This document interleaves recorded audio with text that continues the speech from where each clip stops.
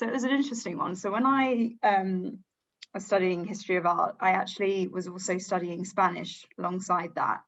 And I guess lots of people find themselves in this position when they're at university. You sort of study what you enjoy, and I knew I enjoyed history of art, but I didn't necessarily know what I was going to do. And I realized that I loved Spanish, and I've always loved Spanish, and I wanted the opportunity to study abroad, but unfortunately I wasn't able to kind of mix that with my degree. So I just decided, instead of having a career direction, all I knew that as soon as I graduated, I wanted to move to Spain. That was just, I didn't really know why, I felt the urge.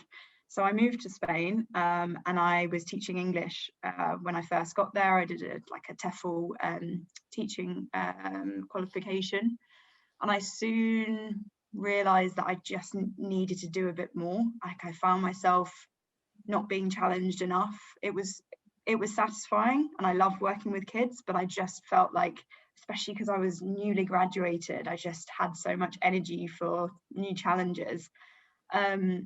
And I remember I actually found this, I found an internship at it was another startup called Just Landed. And it was a website, it's still running at the moment. It's a website for expats, and it's basically gives you guides about moving abroad. So you can go there and you can figure out, if you're moving to France, how do you set up bank accounts, medical doctors and all that sort of thing, schools, universities, etc. So I got an internship there, and it was kind of in editorial intern. And I remember thinking, I was like, oh, this is exciting. This is what I want to be doing. I want to be writing. I want to be thinking about things. I want to be working for a business. At the time, I didn't want to carry on teaching. But I had a bit of a dilemma because the internship wasn't paid at that time.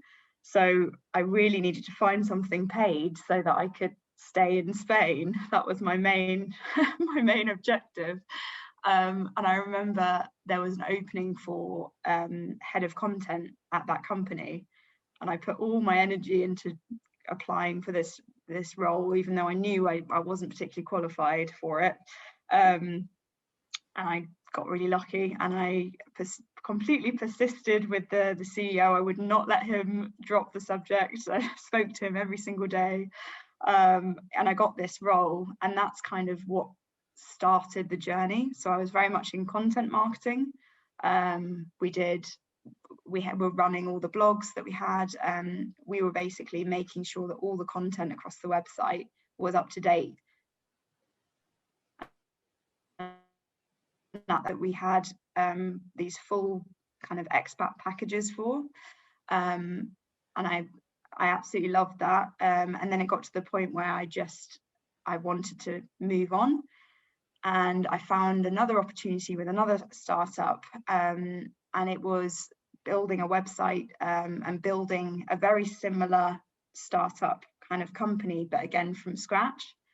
And this was a brilliant opportunity because it was freelance, and with that I was able to then move to Buenos Aires, and I spent about, how long was I there for? About 3 or 4 months, working in these cafes in Buenos Aires, building this expat website. And that again was one of those opportunities where you just learn on the job. I just completely threw myself into it. I did not know how to build a website. I didn't know anything about coding. I didn't know what I was doing, but it was so satisfying, because it was very much, okay, I don't know how to code, I don't know how to do this, so let's find some online resources and figure out how to do it. And that's, I think, how I keep almost stumbling into these roles, because I've managed to kind of learn skills along the way. And I remember thinking, before I applied at Denodo, which was my first actual marketing role with marketing in the title, I remember thinking, do I know about the fundamentals of marketing? I feel like I've done loads of bits, but I don't know if I've necessarily done enough to fit that role.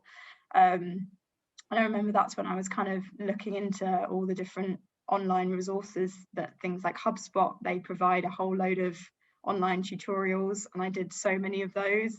And so I always kind of found, I kept finding myself in roles, and I think it was often like the circumstance. For example, when I went to Buenos Aires, I knew I wanted to do something that gave me the flexibility to be able to move around.